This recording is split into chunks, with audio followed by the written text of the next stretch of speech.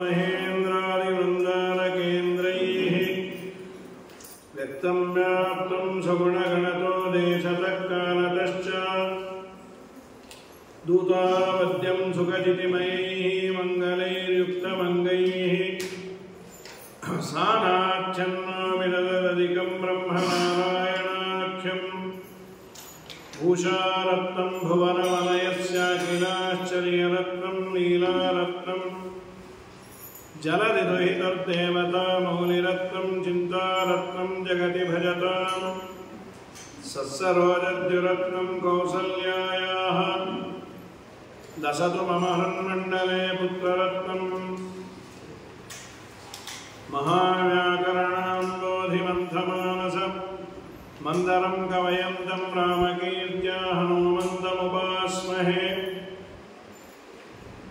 मुख्यप्राणाय भीमाय नमो यस्य भुजान्तरं नानावीरसुवर्णानां निकषाश्मायितं भवो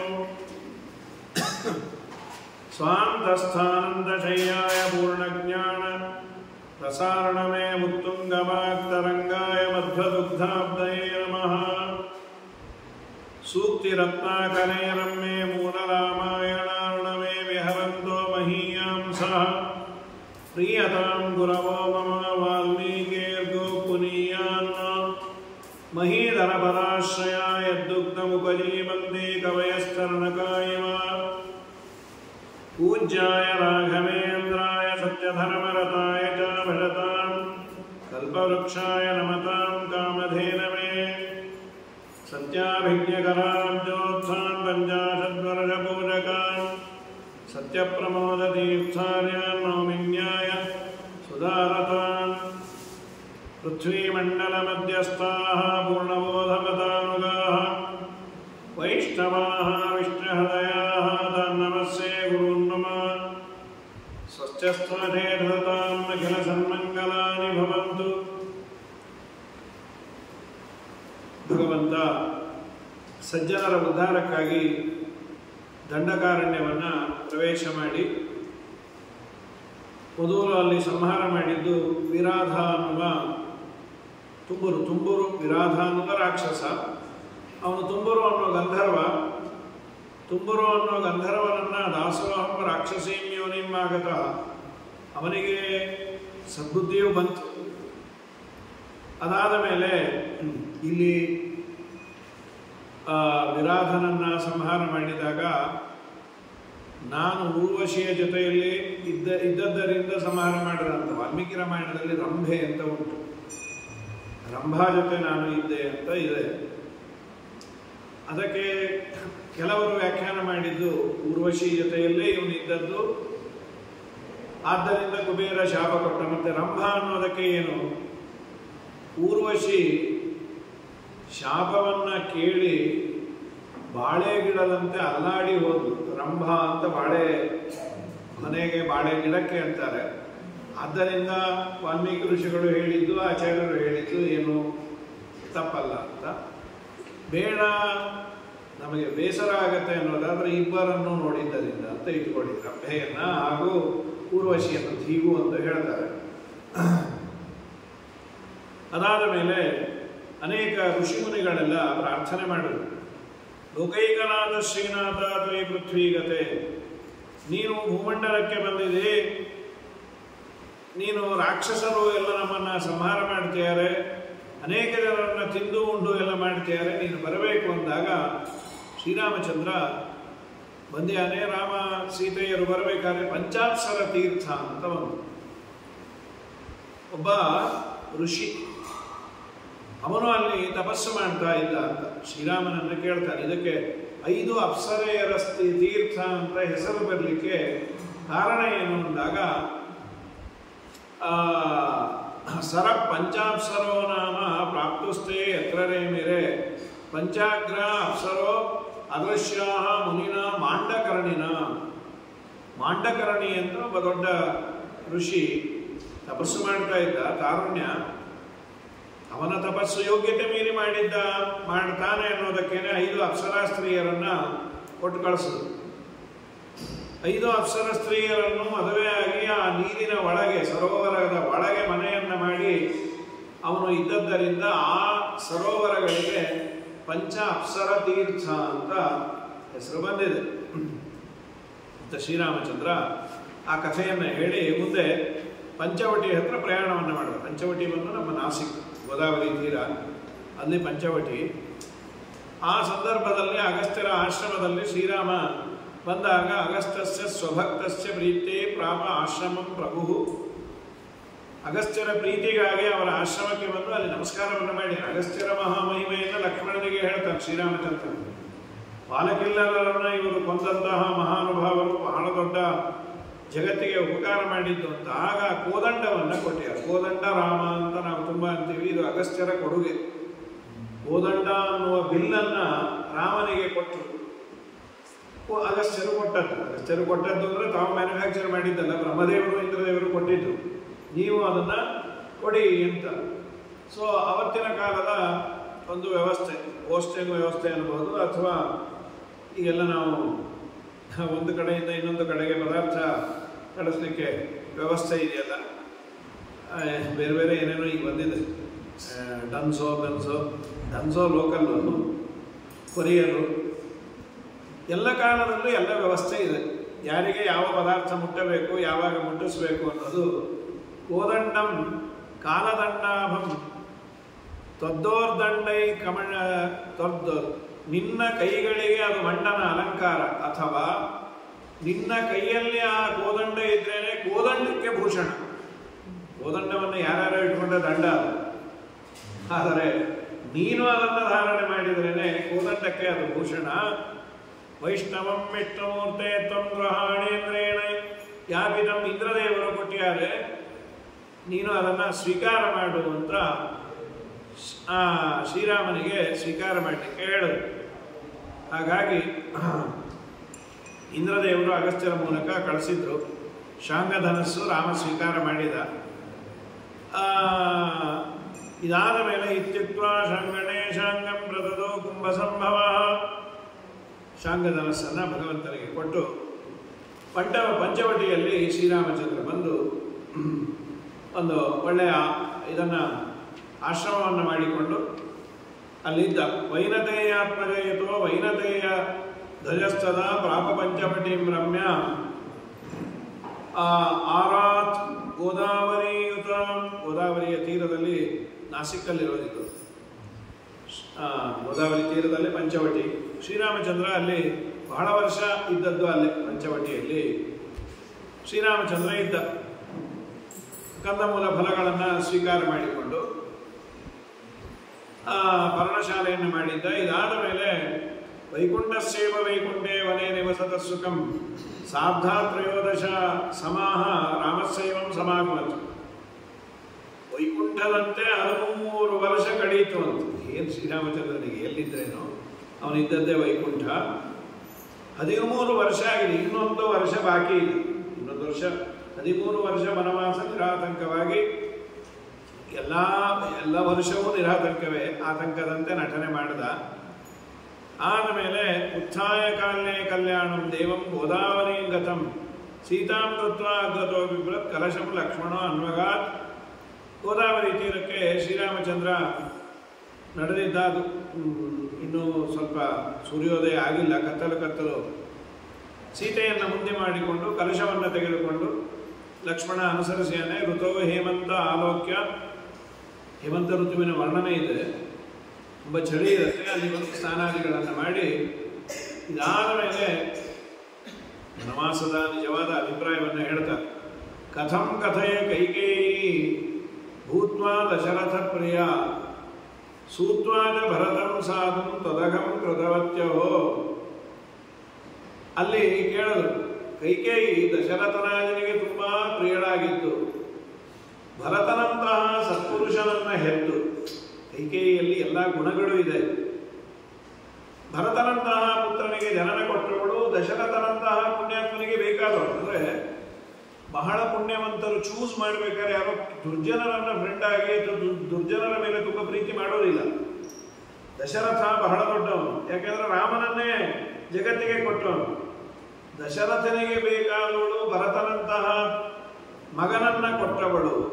ಸೂತ್ವಾದ ಭರತಂ ಸಾಧು ತ್ವದಗಂ ಕೃತವತ್ಯೋ, ಅವಳು ಇಂಥ ಅಪಚಾರವನ್ನು ಹೇಗೆ ಮಾಡಿದ್ರು ಅದನ್ನು ಹೇಳು ಅಂದಾಗ, ಇತ್ಯುಕ್ತವೂಚೆ ಭಗವಾನ್ ಕಾರ್ಯೋನೋ ರಕ್ಷಸಾಂವದ, ಅವಳು ಮಾಡಿದ್ದಲ್ಲ, ರಾಕ್ಷಸರನ್ನ ಸಂಹಾರ ಮಾಡಬೇಕಾಗಿತ್ತು ಅಂತ ನನ್ನ ಸಂಕಲ್ಪ ಇತ್ತು, ಅವಳನ್ನ ನಿಮಿತ್ತ ಮಾಡಿದ್ದು ಅಂತ ಶ್ರೀರಾಮಚಂದ್ರ. ಇದು ಒಂದು ಕೈಕೇಯಿಯ ಬಗ್ಗೆ ಆಡಿದ್ದು ಒಂದಾದ್ರೆ, ಶ್ರೀರಾಮಚಂದ್ರನ ಪಟ್ಟಾಭಿಷೇಕದಂತಹ ಮುಹೂರ್ತ ಶ್ರೀರಾಮನಿಗೆ ಈಡೇರಲಿಲ್ಲ ಅಂದ್ರೆ ದೇವರು ನಮ್ಮ ಮುಹೂರ್ತಗಳನ್ನೇನು ಸರಿ ಮಾಡ್ತಾನೆ? ಪಟ್ಟಾಭಿಷೇಕಕ್ಕೆ ಇಟ್ಟ ಮುಹೂರ್ತವನ್ನ ರಾಮನೇ ಸರಿ ಮಾಡಿಕೊಳ್ಳಲಾಗದ ರಾಮ. ಇವತ್ತಿನ ವಾದಗಳೆಲ್ಲ ಇದೆ. ನಮ್ಮ ಮುಹೂರ್ತವನ್ನು ನಾವು ಸರಿಯಾಗಿ ರಾಮನ ನಾಮಸ್ಮರಣೆ ಮಾಡಿ ಜೈ ಶ್ರೀರಾಮ್ ಅಂತ ಹೇಳಿ ಮುಹೂರ್ತ ಇಟ್ರೆ ಅದು ಜೈ ಆಗಿ ಬಿಡಲ್ವಾ? ಶ್ರೀರಾಮಚಂದ್ರನ ಉದ್ದೇಶವೇ ತಾನು ಈ ಋಷಿಮುನಿಗಳನ್ನು ಉದ್ಧಾರ ಮಾಡಬೇಕು ಅಂತ ಇತ್ತು. ಪಟ್ಟಾಭಿಷೇಕ ಸಿಕ್ತನಾಗಿ ಅಲ್ಲೇ ಕೂತು ಬಿಟ್ರೆ ಪ್ರಯೋಜನ ಇಲ್ಲ. ಹಾಗಾಗಿ ಇತ್ಯುಕ್ತ ಪೂಜೆ ಭಗವಾನ್ ಕಾರ್ಯೋನೋ ರಕ್ಷಸಾಂವದ, ಆಚಾರ್ಯರು ಅದನ್ನು ಹೇಳ್ತಾರೆ. ಕೇವಲ ರಾಕ್ಷಸರ ವಧೆ ಮಾತ್ರ ಅಲ್ಲ, ಅದನ್ನು ಹೇಳಿದ್ರು. ಮತ್ಯಾವತಾರಸ್ತ್ಯ ಮತ್ಯ ಶಿಕ್ಷಣಂ ರಕ್ಷೋ ವಧಾಯೇವ ನ ಕೇವಲಂ ವಿಭೋ. ಇದು ತಾತ್ಪರ್ಯ ನಿರ್ಣಯದಲ್ಲಿ ಆಚಾರ್ಯರು ಉದ್ಧಾರ ಮಾಡಿರುವ ಶ್ಲೋಕ. ಈ ಶ್ಲೋಕ ಒಂದು ಭಾಗವತದಲ್ಲಿರೋದನ್ನೇ ಉದ್ಧಾರ ಮಾಡಿದ್ದಾರೆ ಆಚಾರ್ಯರು. ಮರ್ತ್ಯಾವತಾರಸ್ತ್ರೀಯ ಮರ್ತ್ಯ ಶಿಕ್ಷಣಂ, ಮನುಷ್ಯನಂತೆ ಭಗವಂತ ಅವತಾರ ಮಾಡಿದಾಗ ಮೌಲ್ಯಗಳು ಅಂದ್ರೇನು, ಹೇಗೆ ಬದುಕಬೇಕು ಅನ್ನೋದನ್ನು ಶಿಕ್ಷಣ ಮಾಡಲಿಕ್ಕೂ ದೇವರು ಹೀಗೆಲ್ಲ ಮಾಡಿತ್ತು. ಕೇವಲ ರಾಕ್ಷಸರನ್ನ ಸಂಹಾರ ಮಾಡೋದೇ ದೇವರ ಉದ್ದೇಶ ಆದರೆ ಅವತಾರ ಮಾಡಿದುಕೊಂಡೆ ರಾವಣನನ್ನ ಸಂಹಾರ ಮಾಡಿಬಿಟ್ರೆ ರಾಮಾಯಣ ಕ್ಲೋಸ್. 7 ದಿನ ಹೇಳೋಕ್ಕೇನಿರೋದೇ ಇಲ್ಲ. ಹಾಗಾದ್ರೆ ರಾಮನಾಗಿ ಅವತಾರ ಮಾಡಿದ್ದೇನು ಅಂದ್ರೆ ಕೇವಲ ಅಸುರರ ಸಂಹಾರ ಮಾತ್ರ ಉದ್ದೇಶ ಅಲ್ಲ, ಮರ್ತ್ಯ ಶಿಕ್ಷಣ. ಮನುಷ್ಯರಿಗೆ ಮೌಲ್ಯಗಳು ಅಂದ್ರೆ ಏನು, ತಂದೆ ತಾಯಿಗಳ ಜೊತೆ ಹೇಗೆ ಇರಬೇಕು, ಏನು ಎತ್ತ, ಇಷ್ಟೆಲ್ಲ ಮೌಲ್ಯಾಧಾರಿತವಾಗಿ ಈ ದೇಶ ವಿಶೇಷವಾಗಿ ಇದ್ದದ್ದರಿಂದಲೇ ಇಷ್ಟು ವರ್ಷ ಸುಖವಾಗಿ ಮೌಲ್ಯಗಳಿಗೆ ಬೆಲೆ ಇತ್ತು. ಹಿರಿಯರಿಗೆ ಎದುರು ಮಾತಾಡಬಾರದು, ಎಷ್ಟೇ ಕಷ್ಟ ಆದರೂ ಹಿರಿಯರಿಗೆ ತಗ್ಗಿ ಬಗ್ಗಿ ಇರಬೇಕು. ಇದಕ್ಕೆ ಇನ್ನೊಂದು ಕಾರಣವೂ ಒಂದಿತ್ತು. ಒಂದು ಧರ್ಮದ ಹಿನ್ನೆಲೆ, ಭಯ, ಜೊತೆಯಲ್ಲಿ ದಾರಿದ್ರ್ಯವು, ಅತಿಯಾದ ಸಂಪತ್ತು ಇಲ್ಲದೆ ಇದ್ದದ್ದು ಒಂದು ಅನುಕೂಲ ಇತ್ತು. ದುರಂತ ಏನಾಯಿತು, ಇವತ್ತು ಅತಿಯಾದ ಸಂಪತ್ತು ಬಂತು. ಬೇರೆ ಬೇರೆ ಎಲ್ಲ ದೇಶದ ಎಲ್ಲ ಆಚಾರ ವಿಚಾರಗಳನ್ನು ನೋಡಿದ್ವಿ. ಹಾಗಾಗಿ ನಾವು ಯಾಕೆ ಆಗಿರಬಾರದು ಅಂತೇಳಿ ಮೌಲ್ಯಗಳೆಲ್ಲ ಮೂಲೆ ಗುಂಪಾಗಿ ಹೋಯ್ತೀವಿ. ಯಾರಿಗೆ ಆರೋಪರ ಬಿಟ್ಟಲ್ಲ, ಯಾರಿಗೂ ಯಾವ ಕಿಮ್ಮತ್ತಿಲ್ಲ. ಇನ್ನು ಯಮಧರ್ಮರಾಜ ಶಿಕ್ಷೆ ಕೊಡ್ತಾನೆ, ಕೊಡ್ಲಿ ಬಿಡ್ರಿ, ಅವನ ಯಾವಾಗೋ ಶಿಕ್ಷೆ ತಪ್ಪಿಸ್ಕೋಬೇಕು ಅಂತ ದಿನ ಯಾಕೆ ನಾವು ಸಾಯಬೇಕು ಅಂತ ಈಗ ಬೇರೆ ವಾದ. ಇದೆಲ್ಲವೂ ಆಗೋಯ್ತು. ಮನುಷ್ಯನಿಗೆ ಸಂಪತ್ತು ತುಂಬ ಹಾಳು ಮಾಡಿಬಿಡುತ್ತೆ. ಅದರಲ್ಲೂ ಆಸುರಿ ಸಂಪತ್ತು, ದೈವೀ ಸಂಪತ್ತು ವಿಮೋಕ್ಷ ಇಲ್ಲ ಅಂದರೆ ಯಾವ ಮೌಲ್ಯಗಳು ಇಲ್ಲದಂತೆ ಇವತ್ತಿನ ಪರಿಸ್ಥಿತಿ ಇದೆ ಅಂದರೆ ಮೌಲ್ಯಕ್ಕಾಗಿ ಶ್ರೀರಾಮಚಂದ್ರನಂತಹ ಸರ್ವೋತ್ತಮನಾದ ಭಗವಂತ ತಾನು ಮನುಷ್ಯರಂತೆ ಅವತಾರ ಮಾಡಿದಾಗ ಮನುಷ್ಯರು ಮಾಡಬೇಕಾದದ್ದನ್ನು ತೋರಿಸುವ ಅನಿವಾರ್ಯತೆ ಏನಿತ್ತು. ಗ್ರಂಥಾವಳಿ ನೀವು ಮಾಡ್ತಿರೋ ಬಿಡ್ತಿರೋ ಸತ್ಕೊಂಡ್ರೆ ಎಂಬುದಾಗಿತ್ತು. ತಾನೇ ಎಲ್ಲವನ್ನ ಮಾಡಿ ತಂದೆಯ ಮಾತಿಗೆ ಮರ್ಯಾದೆಯನ್ನು ಕೊಡೋದೇನು, ಅಣ್ಣ ತಮ್ಮಂದರಿಗೆ ಯಾವ ರೀತಿ ನಡ್ಕೋಬೇಕು, ಹೆಂಡತಿ ಜೊತೆ ಹೇಗೆ ವ್ಯವಹಾರವನ್ನು ಮಾಡಬೇಕು, ತನ್ನನ್ನು ನಂಬಿದ ಋಷಿಮುನಿಗಳನ್ನು ಯಾವ ರೀತಿ ತಾನು ನೋಡ್ಕೊಳ್ಬೇಕು, ಎಲ್ಲವನ್ನ ದೇವರು ಪ್ರಾಕ್ಟಿಕಲ್ ಆಗಿ ತೋರಿಸಿಕೊಟ್ಟ.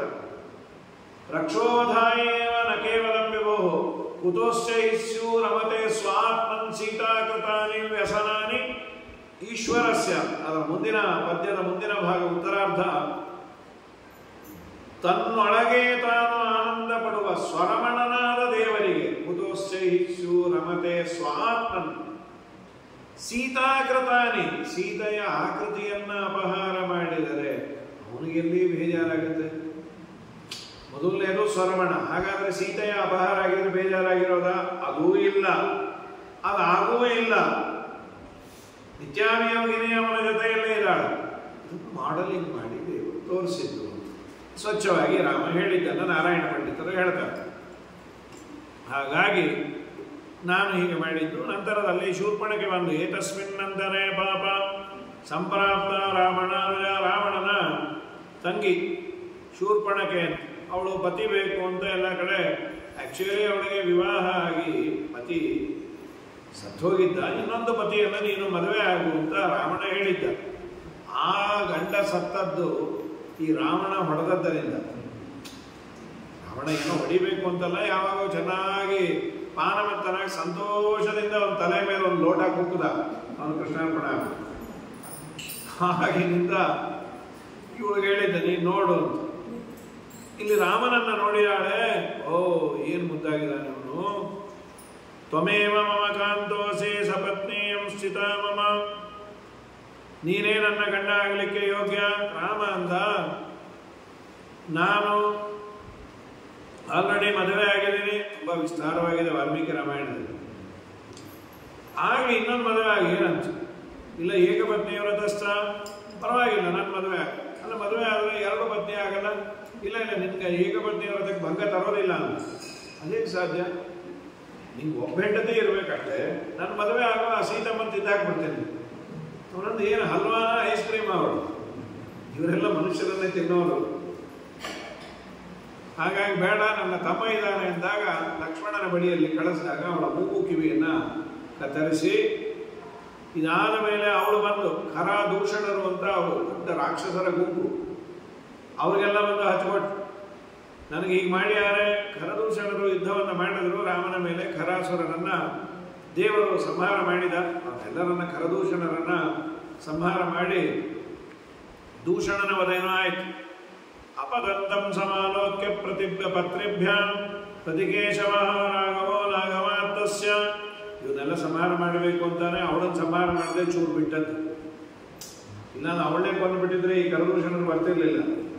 ಅದಕ್ಕೆ ಮೂಗು ಕಿವಿ ಮಾತ್ರ ಕತ್ತರಿಸಿ ಕಳಿಸ್ದ. ಧ್ವಸ್ತಕರ್ಣಾಂ ವಿಗೋಣಾಂಚ ಕಾರಯಾಮಾಸ ರಾಕ್ಷಸೀಂ ಅಂತ ನಮ್ಮ ಮಣಿಮಂಜರಿ ಹೇಳಿದೆ, ನಾರಾಯಣ ಪಂಡಿತರ ಪುಟ್ಟದಾಗ ಹೇಳ್ತಾರೆ. ಧ್ವಸ್ತಕರ್ಣಾಂ ವಿಗೋಣಾಂಚ ಕಾರಯಾಮಾಸ ರಾಕ್ಷಸೀಂ ಅಂತ. ಇದಾದ ಮೇಲೆ ನಂತರ ಪರಮಾತ್ಮ ಅವಳು ಹೋಗಿ ರಾವಣನಿಗೆ ಹೇಳಿದ. ಅಕಂಪ ಅಂತ ಒಬ್ಬ ಅಳದುಳಿದವನು, ಆ ಅಕಂಪ ಓಡಿ ಹೋಗಿ ರಾವಣನ ಮುಂದೆ ಹೇಳ್ದ. ರಾವಣನಿಗೆ ಸಿಕ್ಕಾಬಟ್ಟೆ ಕೋಪ ಬಂದು ತಾನು ಮಾರೀಚನ ಹತ್ತಿರ ಬಂದ್ಯಾನೆ. ನೀನು ಮಾಯಾ ಜಿಂಕೆ ಆಗಬೇಕು, ಅದು ತುಂಬ ವಿಸ್ತಾರ ಇದೆ. ಮಾರೀಚ ಕೆಲವು ಮಾತುಗಳನ್ನು ಒಳ್ಳೆಯದು ಆಡಿದಾನೆ, ಅಯೋಗ್ಯನೇ. ಆದರೂ ವಾಲ್ಮೀಕಿ ರಾಮಾಯಣದಲ್ಲಿ ಆ ಮಾತುಗಳಿದೆ. ಅಪ್ಪ ನೀನು ದಯಮಾಡಿ ಅವನ ಸುದ್ದಿಗೆ ಹೋಗಬೇಡ, ರಾಮನ ಸುದ್ದಿ ನಿಂಗೆ ಹಾಕೋ. ಇದಲ್ಲದೆ ಒಂದು ಮಾತಂತಾನೆ, ತುಂಬಾ ದೊಡ್ಡ ವ್ಯಕ್ತಿ ಅಂದರೆ ರಾಮನು, ಮರ್ಯಾದಾ ಪುರುಷೋತ್ತಮ ಅವನು. ಅವನ ಹೆಂಡತಿಯನ್ನು ಅಪಹಾರ ಮಾಡಿದ್ರೆ ನೀನು ರಾಮೋ ವಿಗ್ರಹವಾನ್ ಧರ್ಮ ಅಂತ ನಾವೊಂದು ಸ್ಲೋಗನ್ ಕೇಳ್ತೇವೆ. ಅದು ಮಾರೀಚ ಆಡ್ತಾನೆ, ರಾಮೋ ವಿಗ್ರಹವಾನ್ ಧರ್ಮ. ಈಗ ಆ ಅರಣ್ಯಕಾಂಡ ವಾಲ್ಮೀಕಿ ರಾಮಾಯಣದ್ದು ಒಂದು ಕಡೆ ಹೇಳಿ ಬಂದೆ, ಅದೇ ಹೇಳಿ ಅಂದೆ. ಏನು ಮಾತುಗಳಾಡಿದಾನೆ. ಇನ್ನು ಅವನ ಕೆಲವು ಮಾತುಗಳು ನಾವು ಯಾವುದೋ SSLC 9th ಒಂದು ಪಾಠ ಇತ್ತು ಸಂಸ್ಕೃತದಲ್ಲಿ, ಆ ಪದ್ಯಗಳೆಲ್ಲ ಇತ್ತು. ಅವನು ಹೇಳ್ತಾನಪ್ಪ ಅವನ ಸುದ್ದಿಗೆ ಹೋಗಬೇಡ. ಯಾಕೆ? ಒಂದು ಅವನು ಧರ್ಮದ ವಿಗ್ರಹ ಪ್ರತಿಕೃತಿ, ಅವನ ಸುದ್ದಿಗೆ ಹೋಗಬೇಡ. ಇಲ್ಲ ನಾವು ಅಧಾರ್ಮಿಕರು, ನಾವು ಮಾಡೋದೇ ಅಧರ್ಮ, ಹಾಳಾಗೋದು. ಅವನ ಏಟು ತಿಂದೆ ಅಂದರೆ ಆಮೇಲೆ ನೀವು ಉಳಿಯಲ್ಲ. ಏನು ಅಂಥ ಏಟ ಅದು ತಿಂದವ್ರಿಗೆ ಗೊತ್ತು, ನಿಂಗೆ ಯಾವಾಗ ಗೊತ್ತು. ಆ ರಾಮನಿಗೆ ಇನ್ನು 16 ವರ್ಷ, 15 ವರ್ಷವೋ ಏನೋ, ಇನ್ನು 16 ವರ್ಷವೂ ಆಗಿಲ್ಲ. ಆಗ ವಿಶ್ವಾಮಿತ್ರರ ಯಜ್ಞವನ್ನ ರಕ್ಷಣೆ ಮಾಡಲಿಕ್ಕೆ ಅವನು ಬಂದ, ಧ್ವಂಸ ಮಾಡಲಿಕ್ಕೆ ನಮ್ಮ ಫ್ಯಾಮಿಲಿನೇ ಸಂಕಲ್ಪ ಮಾಡಿದ್ವಿ. ನಾನು, ನಮ್ಮ ಸಹೋದರ ಸುಬಾಹು, ನಮ್ಮ ತಾಯಿ ಮಹಾನುಭಾವಳು ತಾಟಕಾಬಾಯಿ ಎಲ್ಲ ಬಂದಿದ್ವಿ. ರಾಮ ಏನು ಮಾಡ್ದ, ಬಾಣ ಬಿಟ್ಟು ನಮ್ಮ ಅಮ್ಮನ್ನ ಹಾಗೂ ನನ್ನ ಸುಬಾಹು ಸಹೋದರನ ಕೊಂದಾಕ್ಬಿಟ್ಟ. ನಿಂಗೇನು ಮಾಡ್ದ? ಅಯ್ಯೋ ಒಂದು ಬಾಣ ಬಿಟ್ಟ. ಆ ಬಾಣದ ನೋವಿಂದ ಎಲ್ಲೋ ಹಾರಿ ಬಂದಂತೂ ತಪ್ಪಿಸ್ಕೊಂಡ್ಬಂದೆ. ಏನಾಗಿದೆ ಅಂತ, ಅವತ್ತಿನಿಂದ ಈ ಕೈ ನೋವು ಇನ್ನೂ ಇದೆ. 100 ಡಾಕ್ಟರ್ ಹತ್ರ ತೋರಿಸ್ದೆ, ಚಿಕನ್ ಗುನ್ಯಾನ ಅಂದೆ, ಆರ್ತೋ ವೈರಲ್ ಅಂದೆ, ನೋ ಸಾರ್ ಇದೇನೋ ಗೊತ್ತೇ ಆಗಿಲ್ಲ. ಅವತ್ತಿನಿಂದ ನನಗೆ ಆ ರಾಮ ಬಿಟ್ಟ ಬಾಣದ ನೋವು ನೆನೆಸ್ಕೊಂಡು ರಾಯಿಂದ ಶುರುವಾಗುವ ಯಾವ ಅಕ್ಷರ ಕೇಳಿದ್ರು ಭಯ. ರಕಾರಾದೀನಿ ರಾಮಾನಿ ರಾಮಸ್ತಸ್ಯ ರಾವಣ ಇದು ಅವನು ಹೇಳೋ ಮಾತು. ರಕಾರದಿಂದ ಶುರುವಾಗುವ ಯಾವ ಅಕ್ಷರ ಕೇಳಿದರೂ ನನಗೆ ಭಯ. ರಾಮ ಅಲ್ಲ, ರತ್ನಾನಿಚ ರಥಾಶ್ಚೈವ ವಿತ್ರಾಸಂ ಜನಯಂತೆ ಮೇ. ರತ್ನ ಅಂದ್ರೆ ಭಯ, ರಥ ಅಂದ್ರೆ ಭಯ. ಕಡೆಗೆ ನಮ್ಮ ಮನೆಯಲ್ಲಿ ರವೆ ಉಂಡೆ ಇಲ್ಲ, ರವೆ ಉಪ್ಪಿಟ್ಟಿಲ್ಲ. ನೋ, ನಾನು ಯಾವಾಗ ರಾಮನ ಹತ್ರ ಹೇಳ್ತಿದ್ದೆ ಅವತ್ತಿನಿಂದ ಆಂಧ್ರಕ್ಕೆ ಹೋಗೋದೇ ಬಿಟ್ಬಿಟ್ಟೆ ಅಂತ. ಯಾಕೆ? ಅಲ್ಲಿ ಹಾಗೆ ಹೋಗಿ ರಾ ಅಂತಾರೆ, ಅವ್ರು ರಾ ಅಂದ್ರೆ ನಾನು ಪಡಿಬೋತ. ಅದಕ್ಕೆ ನಾನು ಹೋಗೇ ಇಲ್ಲಿ. ಎಷ್ಟು ಭಯಾನಕವಾಗಿದೆಯೋ. ಮತ್ತೆ ಇನ್ನೊಂದು ಹೇಳ ರಾವಣ,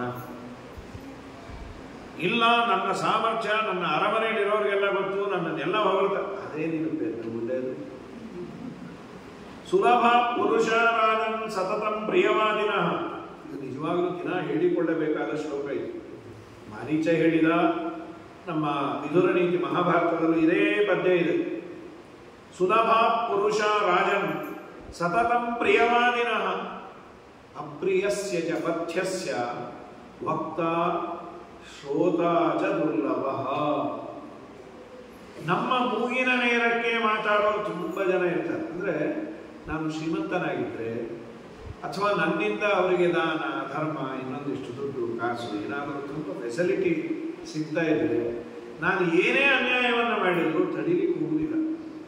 ಮನೆಯಲ್ಲಿ ಯಾರೋ ಅಂತಾರೆ, ಹೇಳ್ರಿ ಅದು ಅನ್ಯಾಯ ಮಾಡಿ, ಅಯ್ಯೋ ಸುಮ್ಮನೆ ಇರು, ಅವ್ರು ಮಾಡ್ಕೊಂಡು ನೀನು ಏನೋ ಹೇಳ್ಬಿಡ್ಬೇಡ ಬೆದ್ದಾಗ, ಆಮೇಲೆ ಅವ್ರು ನಾವು ಕೊಡೋದು ನಿಲ್ಲಿಸ್ಬಿಟ್ರೆ. ಸತತ ಪ್ರಿಯವಾಗಿನ. ಆದರೆ ನಿಜವಾಗಲೂ ಬದುಕಲಿಕ್ಕೆ ಇರ್ತಾರಲ್ಲ, ಬದುಕಬೇಕು ಅಂತ ಪ್ರಾಮಾಣಿಕವಾಗಿ ಹೇಳ್ತಾರಲ್ಲ, ಅವರು ಹೇಳುವ ಮಾತು ನಮಗೆ ಅಪ್ರಿಯ. ಯಾಕಂದರೆ ನಾನು ಕುಮಾರ್ಗದಲ್ಲಿ ಹೋದಾಗ ಅಲ್ಲೂ ನನಗೆ ಫೈನಾನ್ಷಿಯಲಿ ಸೌಂಡ್ ಇದ್ದೇನೆ, ಒಳ್ಳೊಳ್ಳೆ ಇನ್ಫ್ಲೂಯೆನ್ಸ್ ಇದೆ. ಅಂಥ ಸಂದರ್ಭದಲ್ಲಿ ಯಾರೋ ಒಂದು ಸಾರ್ ಇದು ಸರಿ ಇಲ್ಲ ನಿಮ್ಮ ಮಾರ್ಗ, ಆಯಾ ಬಾಯಿ ಮುಚ್ಚಿ ನೀವೆಟ್ಟು ಸರಿ ಇದ್ದೀರಿ ನಮಗೆ ಗೊತ್ತು ಅಂತ. ಮನುಷ್ಯನಿಗೆ ಆ ತರಹದ ಸೈಕಾಲಜಿ ಡೆವಲಪ್ ಆಗಿರುತ್ತೆ. ಪ್ರಿಯಸ್ಯ ಚ, ಇದು ನೀನು ತುಳಿದಿರುವ ಹೆಜ್ಜೆ ಸರಿ ಇಲ್ಲ, ಇದು ನಿನಗೆ ನಾನು ಹೇಳೋ ಮಾತು ಅಪ್ರಿಯ. ಆದರೆ ಅದು ಪಥ್ಯ ಸಾರ್ವಕಾಲಿಕ ಅಲ್ಲೇ. ಡಾಕ್ಟ್ರ್ ಹೇಳೋ ಪಥ್ಯವನ್ನು ಯಾರು ಸಂತೋಷದಿಂದ ಅಕ್ಸೆಪ್ಟ್ ಮಾಡಲ್ಲ.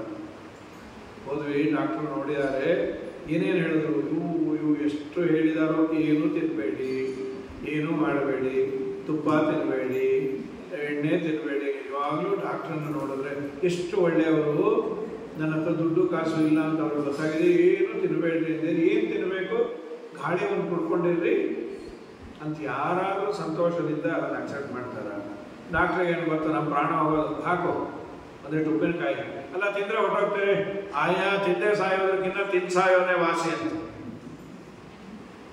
ಅದು ಒಂದು ಏಜ್ ಆದಮೇಲೆ, ಅದು ನಮ್ಮ ಮನೆಯಲ್ಲಿ ಕೆಲವು ಡಾಕ್ಟರ್ ಇದ್ದಾರೆ, ಅವ್ರು ಹೇಳ್ತಾರೆ 85-90 ಆದಮೇಲೆ ತೀರಾ ರಿಸ್ಟ್ರಿಕ್ಟ್ ಮಾಡಲಿಕ್ಕೆ ಹೋಗ್ಬೇಕು.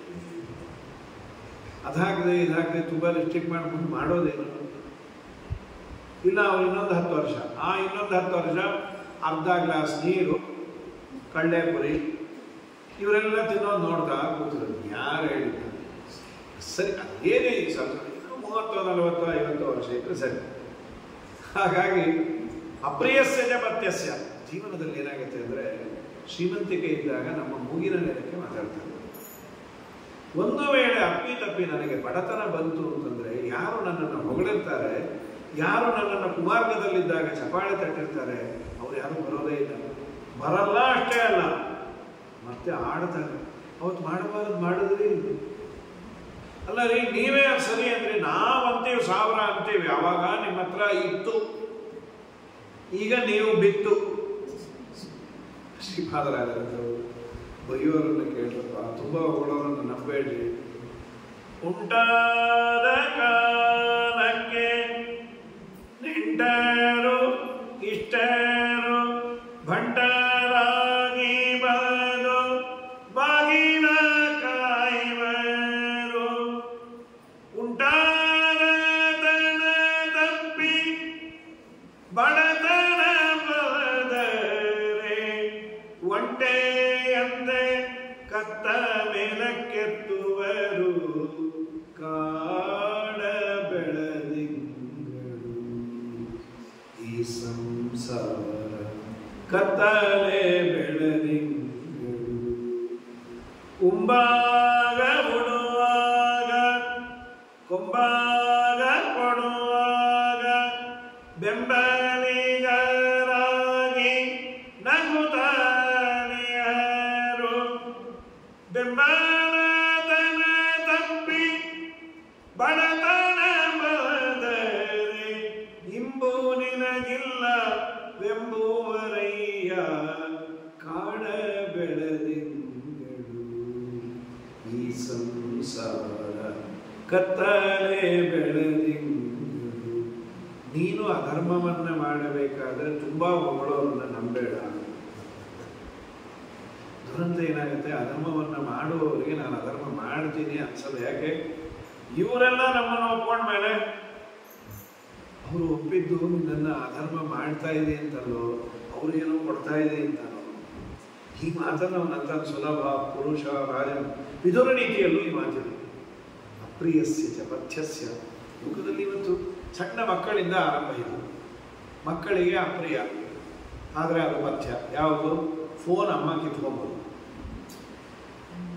ಎಷ್ಟು ಕೋಪ! ಮಕ್ಕಳು ತುಂಬ ದ್ವೇಷ ಮಾಡೋದು ಅವ್ರ ಅಮ್ಮನ್ನೇ. ಚಚ್ಚಿಬಿಡ್ಬೇಕು ನಮ್ಮನ್ನ.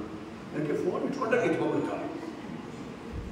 ಅಲ್ಲೋ ಯಾರು ಹಾಳ ಆ ಅಮ್ಮನ ಹತ್ರ ಜಗಳ, ನೀ ಮಾತ್ರ ನೋಡ್ಬೋದಾ?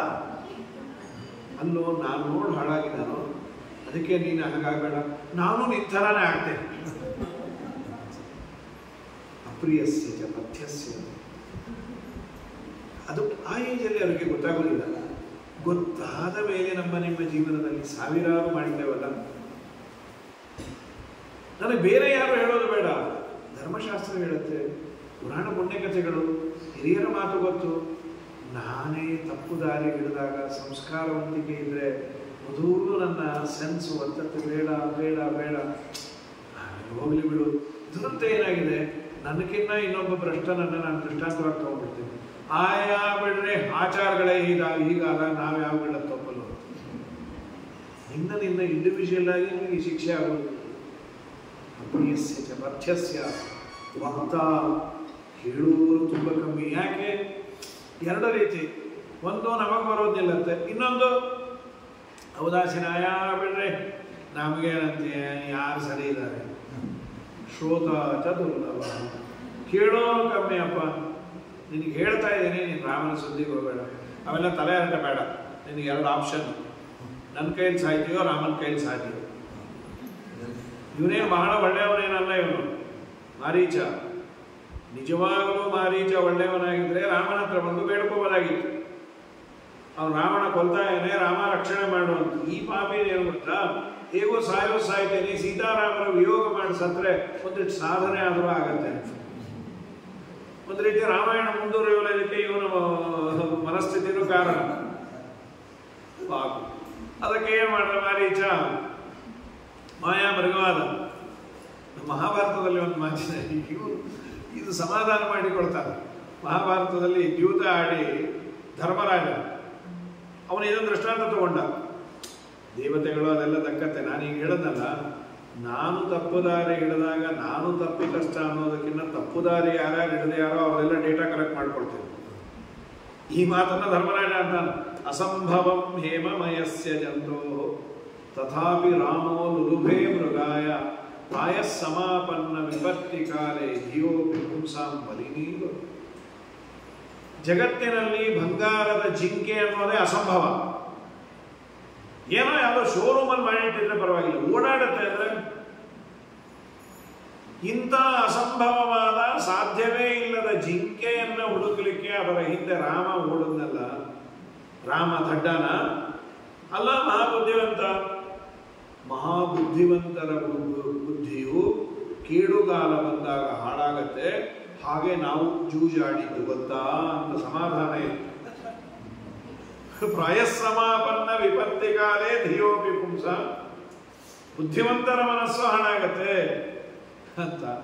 ನಾವು ಕೆಟ್ಟದ್ದಕ್ಕೆ ಈ ಥರದ್ದೆಲ್ಲ ದೃಷ್ಟಾಂತವನ್ನು ಬಳಸ್ಕೊಳ್ಬಾರ್ದು. ಪಾಸಿಟಿವಿಟಿಗೆ ಅದನ್ನು ಬಳಸ್ಕೋಬೇಕು. ಅವರನ್ನು ಫಾಲೋ ಮಾಡಿದೆ, ದೇವರ ಪೂಜೆ ಶುರು ಮಾಡಿದೆ, ಅವರನ್ನು ಫಾಲೋ ಮಾಡಿದೆ, ಏನೋ ವ್ರತ ನಿಯಮ ಮಾಡ್ತಾ ಇದ್ದೀನಿ ಅನ್ನೋದು ಬಿಟ್ಬಿಟ್ಟು ಇವ್ರನ್ನ ಫಾಲೋ ಮಾಡಿದೆ, ಚಾತುರ್ಮಾಸ್ಯ ಬಿಟ್ಟೆ, ಅವ್ರನ್ನ ಫಾಲೋ ಮಾಡಿದೆ, ಸಂಧ್ಯಾವಂದನ ಬಿಟ್ಟೆ, ಇವ್ರನ್ನ ಫಾಲೋ ಮಾಡಿದೆ, ಎಲ್ಲವೂ ಬಿಟ್ಬಿಟ್ಟೆ ಹೋವೇ ಅಂತಿದ್ದೀನಿ. ಅದು ಫಾಲೋ ಯಾವೇ ಮಾಡಬೇಕಾಗಿ ಅದು ಬೇಡ. ಆದ ಮೇಲೆ ಸರಿ, ಲೋಕವಿಡಮನೆ ಕ್ರೀಡಾರ್ಥಂ ಚಿತ್ರಸಾರಂಗಂ ದೇಹೀಮಂ ದೇವದೇವ ಮೇ 5ನೇ ಸರ್ಗ 366 ವೇದ ನೋಡಿ 366 ಅಲ್ಲ 337 ಕನ್ನಡದಲ್ಲಿ ಹಾಕಿರ್ತಾರೆ. ಇತ್ಯಕ್ತೋ ದೇವಾದಾಯ ಚಾಪಂ ಚಾರು ಕಲಾಪವನ್ನೇ ರಕ್ಷ ಲಕ್ಷ್ಮಣ ಸೀತಾಂತಂ, ನೀನು ಲಕ್ಷ್ಮಣ ಸೀತೆಯನ್ನು ನೋಡ್ಕೋ ಅಂತ ಹೇಳಿ ಮಾರೀಚನ ವಧೆಗಾಗಿ ಹೋದ. ದೂರಂ ದುದ್ರಾವ ದುಷ್ಟಾತ್ಮ ಮಾರೀಚೋ ಅನ್ವೀಕ್ಷ ರಾಘವಂ ರಾಮೋಪಿ ರಾಮಾದ ಬಿಟ್ಟ.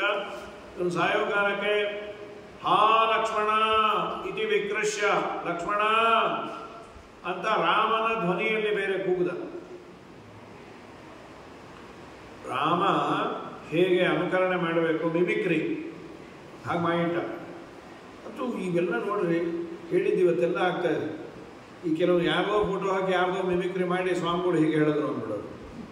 ಓ ಒಂದು ಗಲಾಟೆ, ಈ ಸ್ವಾಮಿಗಳೇ ಹೀಗೆ ಹೇಳಿದ್ಮೇಲೆ ಅನ್ಯಾಯ ಮಾಡಿ. ಏನೋ ಧೈರ್ಯ ಇದೆಯಾ? ಸರಿಯಾದ ರೀತಿಯಲ್ಲಿ ಬಾ. ಏನೋ ಮಾಡಿ ಎಲ್ಲರಿಗೂ ಅಡ್ಡದಾರಿ ಇಡಿಸೋದು.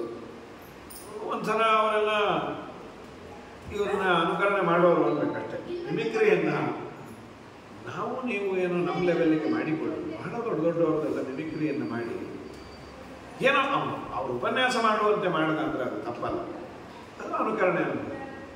ಯಾವುದು ಅವರಿಗೆ ಸಮ್ಮತವೇ ಅಲ್ಲವೋ, ಯಾವುದು ಅವರಿಗೆ ಕನಸಿನಲ್ಲೋ ಚಿಂತನೆ ಇರೋದಿಲ್ಲೋ ಆ ಥರ ಮಿಮಿಕ್ರಿಯನ್ನು ಮಾಡೋದು ತುಂಬ ದೊಡ್ಡ ಅಪರಾಧ. ಸೊ ಮಾರೀಚನ ಪೂರ್ಣಾನುಗ್ರಹ ಪಾತ್ರರು ಅನ್ನೋದಷ್ಟೇ. ಈಗೆಲ್ಲ ಮಾಡಿದರೆ ರಾಮನ ಅನುಕರಣೆಯನ್ನು ಮಾಡಿದರೆ ಏನು ಸಾಯಬೇಕು? ರಾಮನ ಅನುಕರಣೆಯನ್ನು ಈ ಪಾಪಿ ಎಂಥ ದುರಂತ ನೋಡಿ. ಅವನು ನಿಜವಾಗಲೂ ರಾಮನನ್ನು ಅನುಸರಿಸಿದ್ರೆ ಉದ್ಧಾರ ಆಗಿರೋನು. ರಾಮನನ್ನು ಅನುಕರಣೆ ಮಾಡಿದರು, ನಾಟಕಕ್ಕಾಗಿ ಮಾಡಿದ್ರಿಂದ ಸರ್ವನಾಶ ಆದ. ಅನುಕರಣೆ ಮಾಡೋದು ಅಂದರೆ ಅನುಸರಿಸೋದು. ಆದರೆ ರಾಮನನ್ನ ಅನುಸರಿಸೋದು, ರಾಮನ ವೇಷ ಹಾಕಿಕೊಂಡರೂ ಪುಣ್ಯ ಉಂಟು ಅಂತಾರೆ. ಅಂಥದ್ದು ಇವನು ಲಕ್ಷ್ಮಣನನ್ನ ರಾಮ ಕರೆದ ಹಾಗೆ ಕರೆದು ಮಾಡಿದ್ದೇನು ಅಂತಂದ್ರೆ ಪಾಪಕ್ಕೆ ಗುರಿಯಾದ. ರಾಮ ಸೀತಾಪಹಾರಕ್ಕೆ ಕಾರಣ ಆಗಿಬಿಟ್ಟ ಪಾಪ. ಹಾಗಾಗಿ ಆ ಲಕ್ಷ್ಮಣೇತಿ ವಿಕೃಷ್ಯ ರಾವಣಸ್ಯ ಅರ್ಥಸಿದ್ಧಯೇ. ಆಮೇಲೆ ಸೀತಮ್ಮನಿಗೂ ಇದು ಕೇಳಿಸ್ತು. ಹಾ ಸೀತಾ, ಹಾ ಲಕ್ಷ್ಮಣ. ಲಕ್ಷ್ಮಣ ಹೋಗು, ಅಣ್ಣಂಗೇನೋ ಆಗಿರೋ ಲಕ್ಷ್ಮಣ ಅಂತಾನ. ಅತ್ತಿಗೆ ಯಾರ ನಾಮಸ್ಮರಣೆ ಮಾಡಿದರೆ ಯಾವ ತೊಂದರೆ ಇರೋದಿಲ್ಲ. ಯದ್ಭ್ರೂ ವಿಭ್ರಮ ಮಾತ್ರೇಣ ಸುರಾಸುರ ನರಾಧಿಕಮ್ಮೆ ವಿಶ್ವಂ ಸ್ಥಿತಿ ಲಯೋತ್ಪತ್ತಿ ಯಾತಿ ತಸ್ಯ ಚ ಕಿಂ ಭಯಂ. ದೇವರಿಗೆ ಅಲ್ಲ, ನೀವು ಗಂಡನನ್ನು ಇಷ್ಟೇ ಅರ್ಥ ಮಾಡಿಕೊಂಡಿದ್ದೀರ. ಯದ್ಭ್ರೂ ವಿಜುಂಭೇಣ ಸಶಂಭು ಶಕ್ರಂ ಜಗತ್ಸಮಸ್ತಂ ನಿಯತಂ ನಿಕಾಮಂ. ನಾರಾಯಣ ಪಂಡಿತರ ಮಾತೆ ಸಮದ್ವೈತದಲ್ಲಿ. ಭ್ರೂ ವಿಜೃಂಭಣ. ಭ್ರೂ ಅಂದರೆ ಉಬ್ಬು. ಸಾಮಾನ್ಯ ಭ್ರೂ ಅಂದರೆ ಫಿಲ್ಟರ್ ಕಾಫಿ ತಲೆಯಲ್ಲಿ ಬರುತ್ತೆ. ಭ್ರೂ ವಿಜೃಂಭಣ ಅಂದರೆ ದೇವರು ಹುಬ್ಬನ್ನು ಅಲ್ಲಾಡಿಸುವುದರಿಂದ ಜಗತ್ತಿನ ಸೃಷ್ಟಿ ಸ್ಥಿತಿ ಲಯ ನಿಯಮನ ಜ್ಞಾನ ಅಜ್ಞಾನ ಬಂಧ ಮೋಕ್ಷ ಎಲ್ಲ ಆಗುತ್ತೆ. ಕೆಲವ್ರಿಗೆ ಆ ತಾಕತ್ತಿರುತ್ತೆ. ಹುಬ್ಬಲ್ಲಾಡಿಸಿದ್ರೆ ಅವರು ಇಂಗಿತಜ್ಞರು ಹೋಗ್ತಾರೆ, ಸ್ವಾಮಿ ಕೆಲಸ ಆಯ್ತು. ಸಣ್ಣ ಪುಟ್ಟ ಕೆಲಸ ಮಾಡ್ಬೋದು, ಅವನು ಪೇಮೆಂಟು ದುಡ್ಡು ಕಾಸು ಕೊಟ್ಟು ಇಲ್ಲ. ದೇವರು ಆ ಭೂವನ್ನು ವಿಜೃಂಭಣ ಮಾಡಿದರೆ ಹುಬ್ಬನ್ನ ಅಲ್ಲಾಡಿಸೋದ್ರಿಂದ ಸೃಷ್ಟ್ಯಾದಿಗಳನ್ನೇ ಮಾಡುವ ನನ್ನ ಅಣ್ಣನಿಗೆ ಎಲ್ಲಾದರೂ ಭಯವ? ನನ್ನ ಅಣ್ಣನಿಗೆ ಭಯ ಇದೆ ಅಂತ ಅನ್ನೋದೇ ದೊಡ್ಡ ಅಪರಾಧ ಅದು. ಹಾಗಾಗಿ ದಯಮಾಡಿ ನೀವು ಮಾಡಬೇಡ್ರಿ. ನಾಥೋ ನಾರಾಯಣಾತ್ಮಾನೋ ನಶೋಚ್ಚೋ ದೇವಿ ರಾಘವ ಮಾಯಾ ಮಾಯಾವಿನಾಮೇಶ ಸ್ಯಾನ್ನೂನಂ ವಿಷಿತಾಶಿನ. ಅವನು ಮಾಯಾವಿ ಹೀಗೆ ಮಾಡಿರ್ತಾನೆ. ಇತ್ಯುಕ್ತ ಭಗವತ್ಯೂತೆ ಸೌಹಾರ್ದಂ ನಾಸ್ತಿ ದೇಗತಂ. ನಿಂಗೆ ಅಣ್ಣನಲ್ಲಿ ಸೌಹಾರ್ದ ಇಲ್ಲ, ನೀನು ಕ್ರೂರ. ಇವು ಸಿಕ್ಕಾಪಟ್ಟೆ ಮಾತುಗಳಿದೆ ವಾಲ್ಮೀಕಿ ರಾಮಾಯಣ. ನೀ ಅಣ್ಣ ಇಲ್ಲದೆ ಇದ್ದಾಗ ನನ್ನ ನೋಡ್ಲಿಕ್ಕೆ ಇಲ್ಲಿದೆ ಅನ್ಬಿಡಿ. ಅಯ್ಯೋ ನಮ್ಮಮ್ಮ, ನೀನು ಈ ಮಾತಾಡಬೇಕಾ? ಅದು ರಾಮನ ಇಂಗಿತವನ್ನು ತಿಳಿದಿದ್ದು. ಇವನು ಇಲ್ಲೇ ಇದ್ರೆ ರಾವಣ ಬರೋದೇ ಇಲ್ಲ, ಒಂದು ರಾಮಾಯಣ ಮುಂದುವರಿಯಲ್ಲ. ಆದ್ದರಿಂದ ಹೋಗಲಿ ಅನ್ನೋದೇ ಸೀತೆಯ ಉದ್ಯಾದಕ್ಕೆ ಶ್ರೀಮದಾಚಾರ್ಯರು. ಎಲ್ಲಿ ಜಗದಂಬೆ, ಅವಳಿಗೆಲ್ಲಿ ಅಜ್ಞಾನ? ಸರ್ವಥಾ ಸರ್ವಥಾ ಸರ್ವಥಾ ಅಜ್ಞಾನಾದಿಗಳು. ಲಕ್ಷ್ಮೀದೇವಿಗೆ ನೀವು ಚಿಂತನೆಯನ್ನೇ ಮಾಡಬೇಡ್ರಿ ಅಂತ ಶ್ರುತ್ವೇದಿ. ಯಾಕೆಂದರೆ ಲಕ್ಷ್ಮಣ ಏನಿದು ಮಾರಲ್ಸು? ಶ್ರೀರಾಮಚಂದ್ರ ಸೀತಾದೇವಿಯ ಒಡವೆಯನ್ನೆಲ್ಲ ತೋರಿಸಿದಾಗ ಇದು ನಿಮ್ಮ ಅತ್ತಿಗೆದ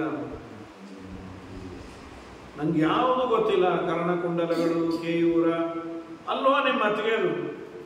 ಗೆಜ್ಜೆ ತೋರಿಸಿದಾಗ ಇದು ನನ್ನ ಅತ್ತಿಗೆದು. ಹೇಗೆ ಗೊತ್ತು?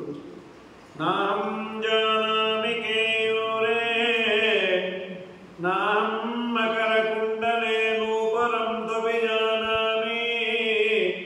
ನನಗೆ ಕರ್ಣ, ಕುಂಡಲ, ಕಿರೀಟ ಯಾವುದು ಗೊತ್ತಿಲ್ಲ ಅತ್ತಿಗೆದು. ಮತ್ತೆ ಗೆಜ್ಜೆ ಅತ್ತಿಗೆನೆ ಅಂತ ಹೇಗೆ ರೆಕಗ್ನೈಸ್ ಮಾಡಿದೆ? ದಿನ ಪಾದಕ್ಕೆ ನಮಸ್ಕಾರ ಮಾಡ್ತಾ ಇದ್ನಲ್ಲ, ಆ ಪಾದವನ್ನು ನೋಡಿದ್ದೆ ಅಷ್ಟೇ. ನಾನು ಅತ್ತಿಗೆ ಮುಖವನ್ನೇ ಇದುವರೆಗೂ ನೋಡಿಲ್ಲ ಅಂದರೆ ಇನ್ನೆಂಥ ಸಭ್ಯತೆ, ಇನ್ನೆಂಥ ಮಾರಲ್ಲದು,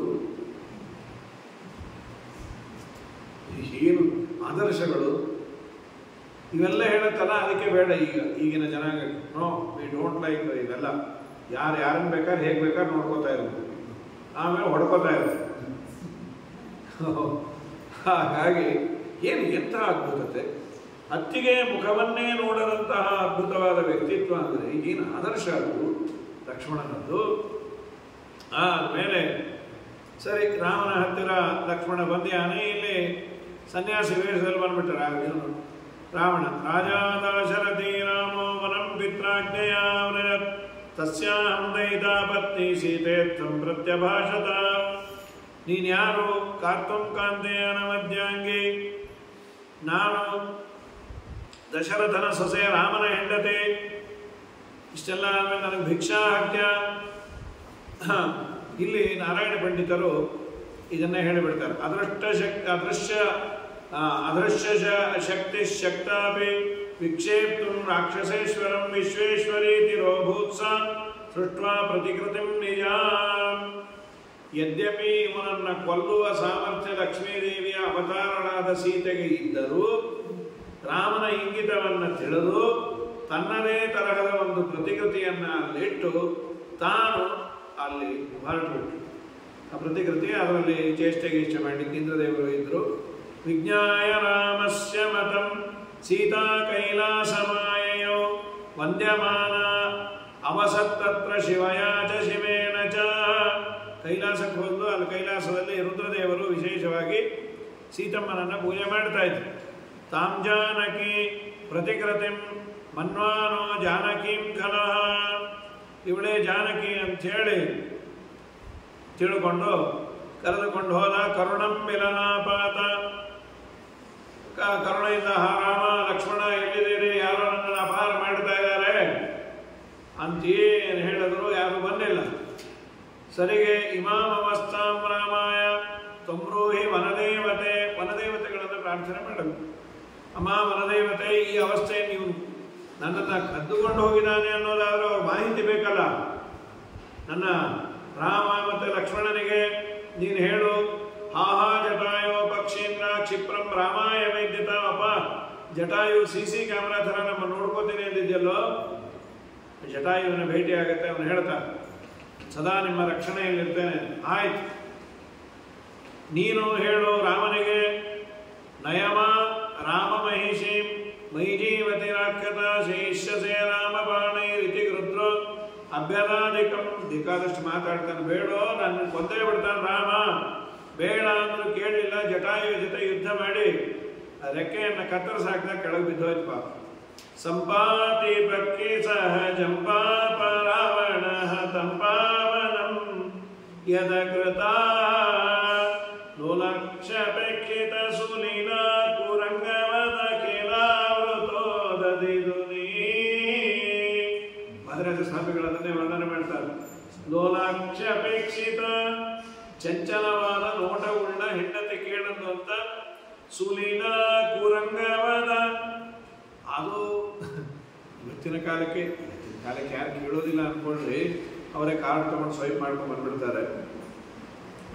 ಒಂದು ರೀತಿ ತನ್ನ ಜೀವನಕ್ಕೆ ಬಾಧಕ ಆಗುವ ಸಿಕ್ಕಾಪಟ್ಟೆ ಸಾಲ ಮಾಡಿ ತೀರಿಸಲಿಕ್ಕಾಗದ ಪದಾರ್ಥಗಳು ಹೆಂಡತಿ ಅಪೇಕ್ಷೆ ಅಂತೇಳಿ ಈಡೇರಿಸಲಿಕ್ಕೆ ಹೋಗಬೇಡ. ಹಾಸಿಗೆ ಇದ್ದಷ್ಟು ಕಾಲು ಚಾಚಿ ಸುಮ್ಮನೆ ಅದು ಬೇಕು ಇದು ಬೇಕು ಅಂತಾರೆ ಅಂತ ಹೇಳಿ ಅದು ಮಾಯಾಮೃಗ ಹಿಂದೋಗೋದೆ.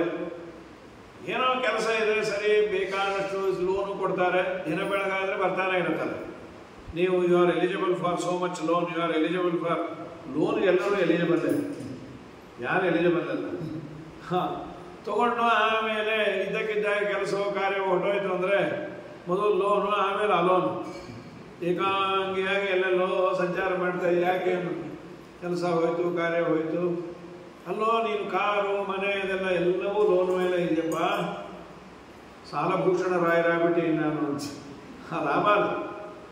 ಇದು ರಾಮಾಯಣ ಒಂದು ಸಂದೇಶವನ್ನು ಕೊಡುತ್ತೆ. ಅತಿಯಾದ ಎಟಕದ ಬಯಕೆಗಳನ್ನು ನಿನಗದರ ಅನಿವಾರ್ಯತೆ ಇಲ್ಲ. ಜೀವನ ನಡೆಯಬೇಕಾದರೆ ಏನು ಬೇಕೋ ಅದನ್ನು ನೀನು ಅಪೇಕ್ಷೆ ಪಡು. ಓಕೆ, ತೀರಾ ಯಾವುದೋ ಓಲ್ಡ್ ಡೇಟೆಡ್ ಆಗಿ ಯಾವುದೋ ಹಳೆ ವರ್ಷನಲ್ಲಿ ಇರ್ಲಿಕ್ಕೆ ಆಗೋದಿಲ್ಲ ಇವತ್ತಿನ ಕಾಲದಲ್ಲಿ.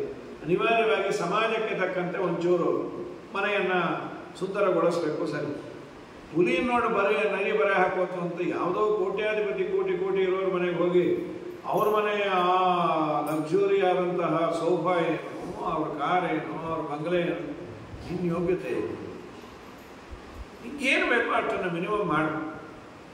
ಅವ್ರ ಥರ ನಾವಿರಬೇಕು ಅಂತ ಹೋಗಿ ಇದ್ದ ಮನೆಯನ್ನು ಓಡಿಸೋ ಸುಲಭ, ಕಟ್ಸೋದು ಕಷ್ಟ. ಒದ್ದಾಡಿ ಏನೇನು ಮಾಡ್ಲಿಕ್ಕೆ ಹೋಗಬಾರ್ದು. ಇದು ಒಂದು ಆದೇಶವೋ ಸಂದೇಶವೋ ಹೌದು. ಸರಿ, ಜಟಾಯು ಕೆಳಗೆ ಬಿದ್ದಿದ್ದಾನೆ. ಶ್ರೀರಾಮ ಬಂದ, ಇಲ್ಲಿ ನೋಡ್ತಾರೆ ಮನೆಯಲ್ಲಿಲ್ಲ. ಅವನು ಪಾಪ ಜಟಾಯು ಮಂದಜೇಷ್ಟಂ ನಿಪತಿತಂ ರಾಮಮಿತ್ರಂ ಪದತ್ರಿಣಂ ಮಾಯಾಸೀತ ಸಮಾಶ್ಲಿಷ್ಯ ವಿಲಲಾಪಶುಕಾನಪ. ಅವನ್ನ ಆಲಂಗಿಸಿ ಮಾಯಾಸೀತೆ, ಇವರು ಏನು ಹೆಜ್ಜೆಗೆ ಮಾಯಾಸೀತೆ ಅಂತಾನೆ ಹೇಳ್ತಾರೆ ನಾರಾಯಣ ಪಂಡಿತರು. ಆದಮೇಲೆ ಅವಳು ಹಾಕ್ಕೊಂಡಿದ್ದಂತಹ ಎಲ್ಲ ಆಭರಣಗಳು ತಾನ್ನೇ ವಾಸಂತಥೈವ ಚಾಂದ್ ಮಾಯಾಸೀತ ಅಂತೀರಿ.